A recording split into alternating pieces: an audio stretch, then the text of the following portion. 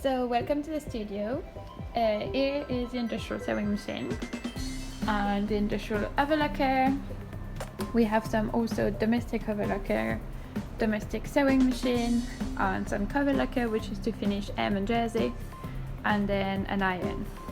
You can see we have quite a lot of roll of fabrics and thread and boxes, swatches, so everybody can use them. This is the pattern cutting table. It's really wide and quite high to save your back when you're working. This is the dummy we're going to be using today for the draping. You can see on the table there's some calico, measuring tape, fabric scissors, a graded ruler and a curvy form that we use for pattern cutting, paper scissors, 2H pencil, some white thread, some small scissors, a cutter blade to cut the fabric, and the tracing wheel here. And then those are some little waves to kind of like put on the fabric so it doesn't move when you're cutting it, and then some pins.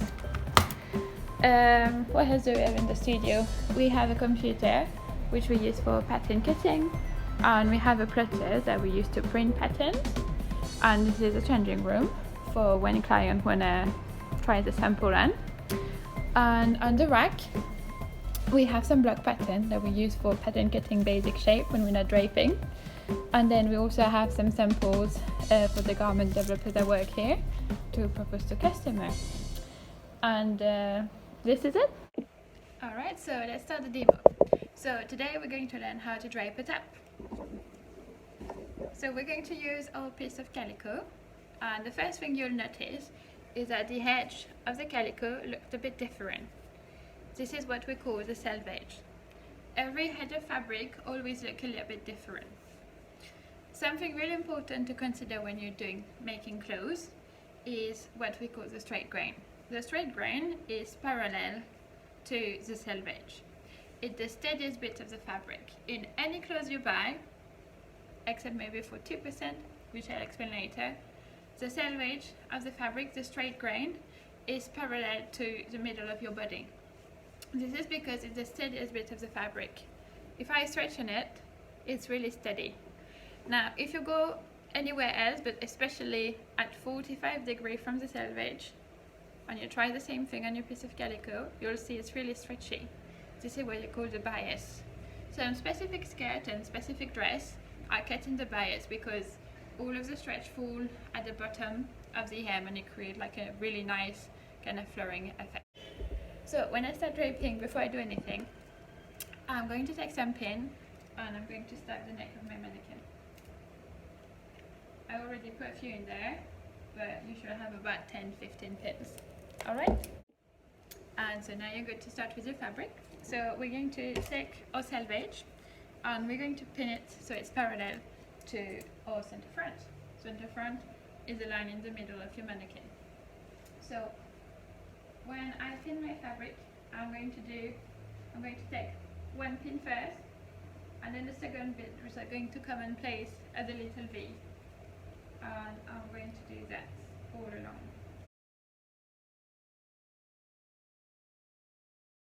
So you can see it's a little V. This is so when I move the fabric, it stays. You can see I've left enough fabric so it could go toward the shoulder. Yeah. So you're now going to take your pencil and you're going to nicely stroke your fabric so you can have it all flat to your shoulder point. Your shoulder point is the line that you'll have on your shoulder mannequin. And you're going to do a little cross on where this point is. So I made a little cross with my pencil, and what I'm now going to do is take my fabric scissors and I'm going to trim a little bit of my neck so it can lay down quite nicely. Once I've done this, I'm going back to my pencil and I'm going to draw a little dash line on where my neckline is going to be.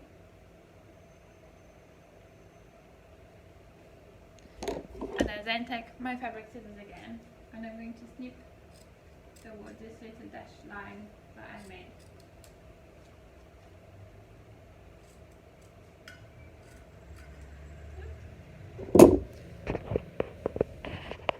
And then you can see it will look like when snipping the fabric, it makes it lay nicely around the curve. So I've now arrived to my shoulder seam, and I'm going to take my fabric and I'm going to fold it along my shoulder seam. So just use your finger and press a little bit hard with your nail. And then same thing, is going to draw a little bit of a line, use your pencil and draw on top of it.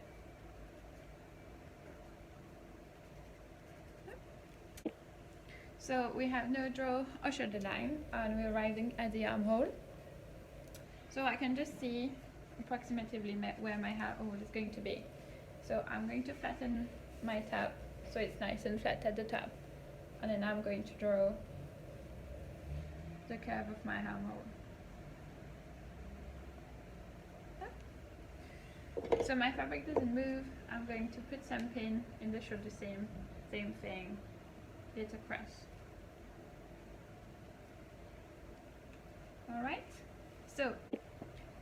so I have now drawn my armhole, and when I'm holding my fabric so it's as flat as possible, I can see that I need to have some fabric removed, and it will create like a kind of triangle shape. This is what we call a dart. You will have dart on any fabric that isn't stretchy for women's wear to create the shape necessary for the bust and for the bottom. So when I'm deciding on where my dart is going to be, we're going to do it under the arm for this exercise.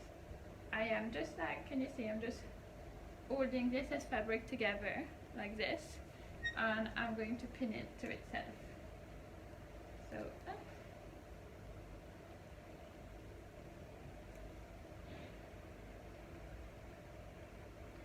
and my dart should usually stop at my apex point, which will be somewhere around here,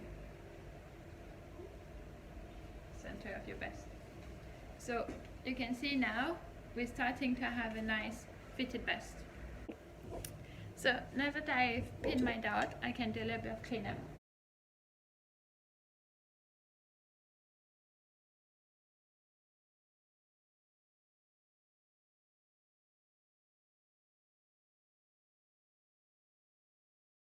And you need to keep all of your scraps of fabric. So I can see a little bit clearer now. And then I'm arriving at the side seam. Yeah. So for my side seam, I'm just going to decide what kind of fit do I want for my top. You can do a dress if you want to. So just do this by holding the side of the fabric, give a little shake, and make sure that it's full, nice and straight. Yeah. Once you've done this, you are just going to, for the moment, put a pin at the top, like this, to hold it together.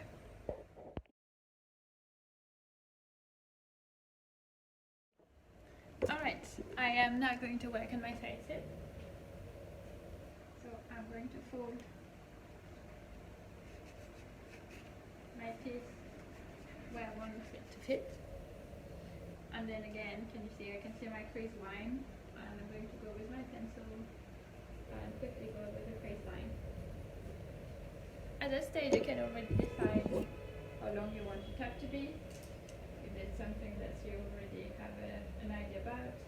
If you don't, then just keep it long. So again, when you're trimming your fabric, don't trim it too short. Leave a good 1.5 centimeter after your dotted line, just in case you change mine. And I'm going to trim my fabric over there. And I now got 1/4 of my top drape. Alright, so we're now going to start on the back. On the back you also have a bit of volume in the shoulder, but that's about it. So the dart is going to be smaller. So my back piece of fabric, grain line was this direction, but I didn't have the selvage anymore, so I drew the line. If you can't see your selvage, ask one of your tutor and draw the line, so you know where your center front and center back will be. Okay? It'll be really important later on. So same thing, we're going to pin our line on our center back line. Make a little cross with your pin. Make sure it's we're at the center of the mannequin.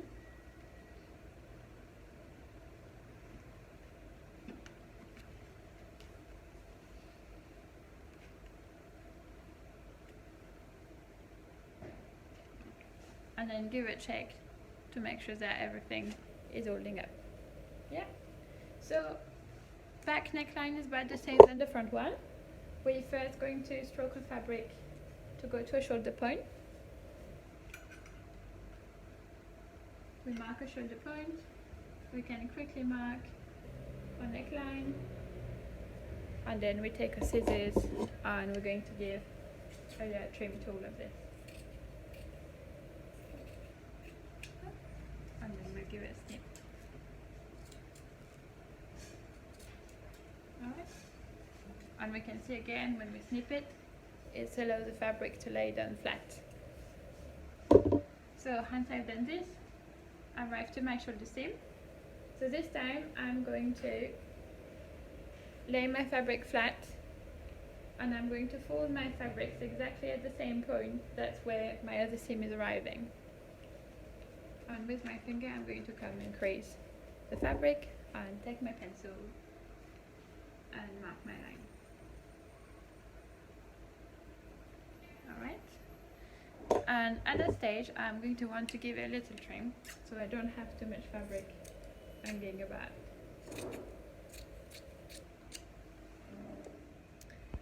And I give it a little trim, I'm going to come and fold my fabric inside and I'm going to pin it to my other piece of fabric, so make sure you don't pin it to the mannequin. So it's all pinned together now. And then I'm going to create my back dot. So in order to create my back dot, I'm going to hold my fabric straight, and can you see you'll only have a tiny bit of a triangle coming up. This is how big your back dot should be. And then you're going to do exactly the same then on the front dot. You're going to pin it together and then you're going to finish pinning your shoulder seam together. So it's all nice and fat by then. Alright, so we can have a little pin at the end so it stays all nice and fat. And then we're going to come to a armhole.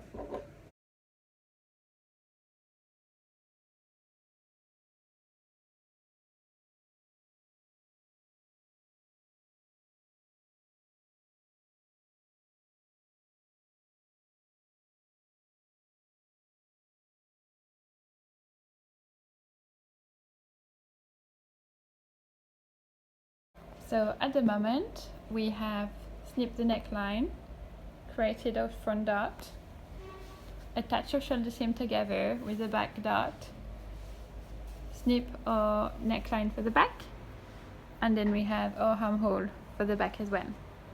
Alright, so I'm going to keep going. So now I'm going to turn around and I'm going to want to attach my back to my front. So I'm holding the fabric and I'm going to chop a little bit out so I don't have so much fabric hanging around. And then I'm going to grab some pin and I'm going to position my back nicely. Hold it.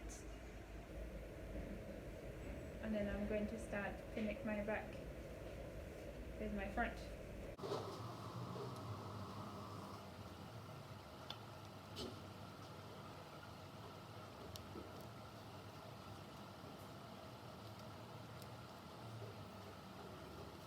Alright, so you can now see my front and back been pinned together.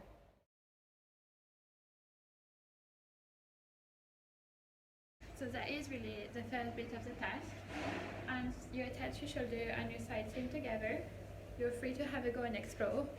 The only rule is that you need to be using the leftover you have and nothing else. So be creative and let's go.